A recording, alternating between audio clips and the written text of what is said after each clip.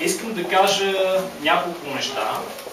Библиотеката не е момент, не е откриване на нещо, което вече сме го натрупали като богатство. Книгите вече са налични и ние откриваме една библиотека, която вие идвате и се радвате. Библиотеката за нас е процес на набиране непрекъснато нови заглавия.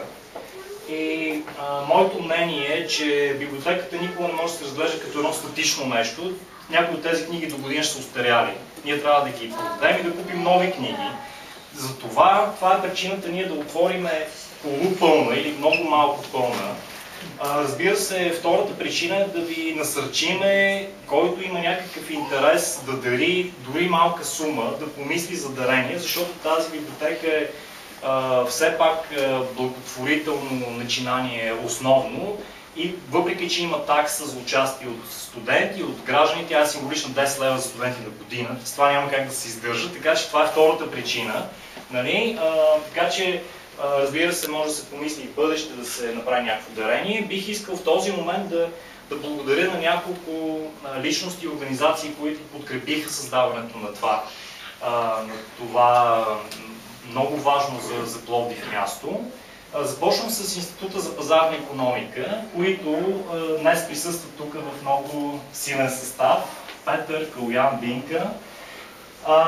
Те са хората, които създадоха икономическата библиотека в София преди няколко години и там се успяха да съберат някъде около над 4000 заглавия, близо 5000 заглавия в хуманитарната област с, разбира се, помощта на много приятели, дарители, фондации, спонсори и така нататък.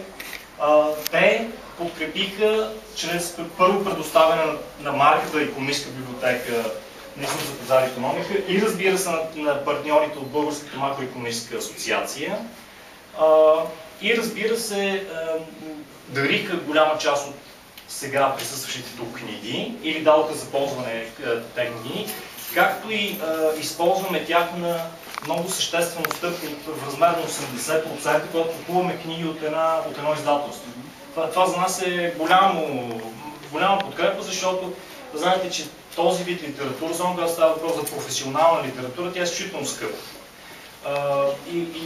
Да се добре дошли всички, които се интересуват не само студенти, да четат,